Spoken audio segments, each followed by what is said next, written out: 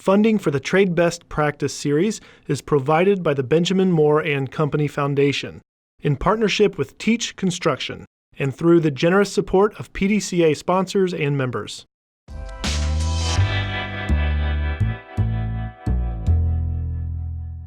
See this? Do you know what this is? Well, yeah, it's a paintbrush, but do you know what else this is?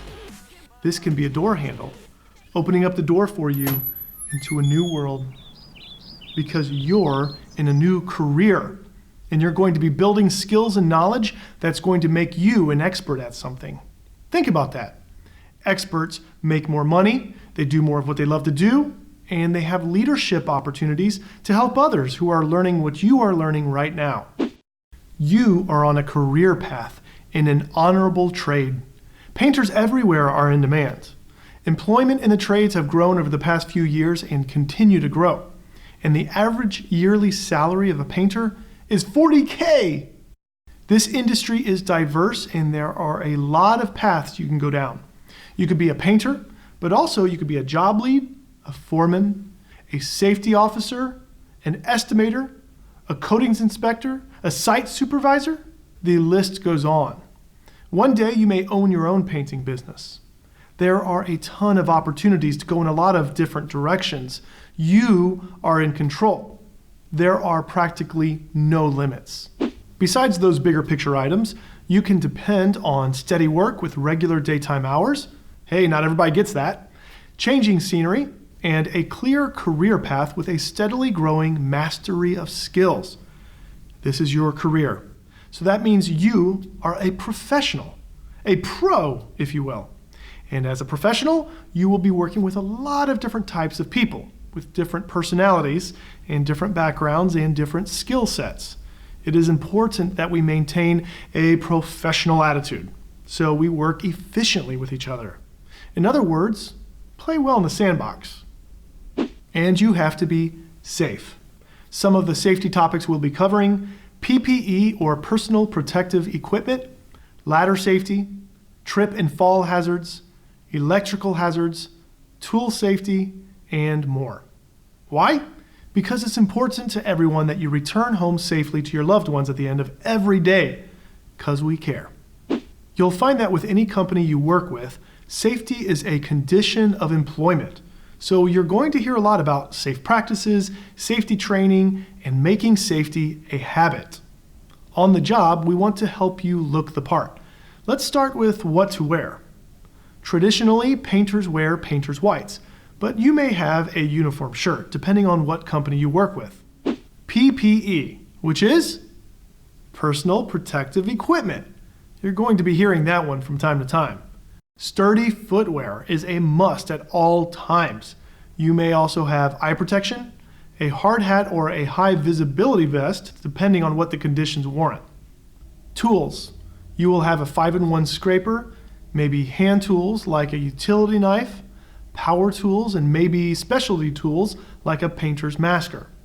And then you'll be clean. Everything is clean.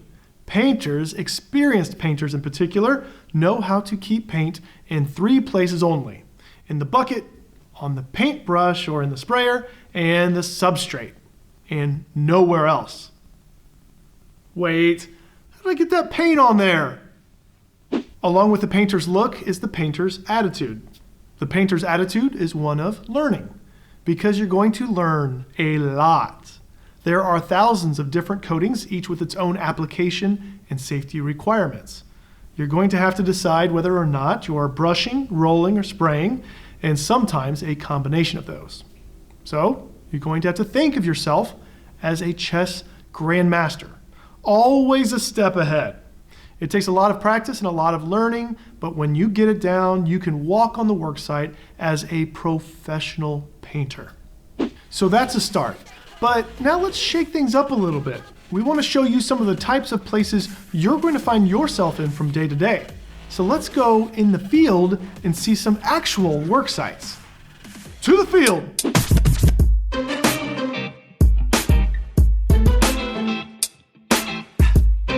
We are going to take you on a visit to the different kinds of work sites you'll find yourself on from week to week. the scenery always changes. The work sites you'll be on will either be residential, commercial, and maybe even some light industrial as you learn the trade. You'll be painting anything from old and new houses to historic buildings, shopping malls, and warehouses. You may even paint a power plant or manufacturing facility. Each worksite has its own rules, its own language, sounds, its own dress code.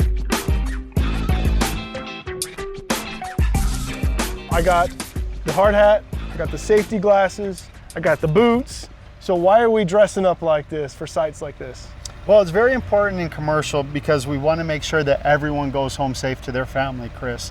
At SPI, we believe in making sure that we offer them PPE, we wear it every day, and that we want them to go home as safe as they came to work that day. There's a lot of accidents that can happen out here. As you see, there's graded concrete and dirt and everything, and an accident can happen in a minute. And what if somebody catches you without this stuff on? Normally they get a warning. Sometimes they get just sent home from the job site. Every time myself or one of my guys go out to the job site, we like to make sure we push it. Eyewear, hard hat, vest, boots, everything. You'll find no shorts out here, no cutoff shirts out here, no guys in ball caps. You got to have your safety equipment on. And why does your vest look better than mine? I've had mine for a long time, and I need pockets for pens, and You've I got to earned put it. my hand somewhere. Yeah. I heard it. You've It's been earned a long it. time. I've earned it. As you enter these new worlds, you'll notice how important it is to keep everything clean and organized. Organized work sites are usually safe work sites, but disorganized work sites are always unsafe work sites. Another way to think about it, tidy painters are productive painters. Why? Because they spend less time cleaning up after themselves.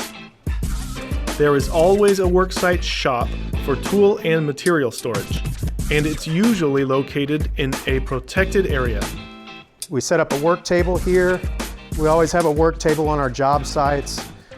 We like to have it somewhere where it's centrally located so that the guys aren't running back and forth all over the house to get tools, but what's more important than that is out of the flow of traffic and not in the homeowner's way.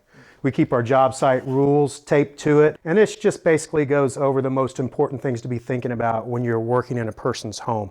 It's a completely different mentality than working in a new construction situation or a commercial situation. So you're protecting their surfaces, you're working around their families, their pets, their expensive belongings.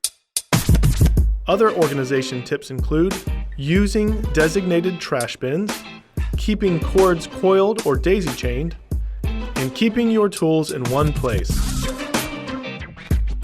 Some companies provide a painter's bucket with a starter kit of tools included because being clean and organized needs to be a habit, ongoing and everyday.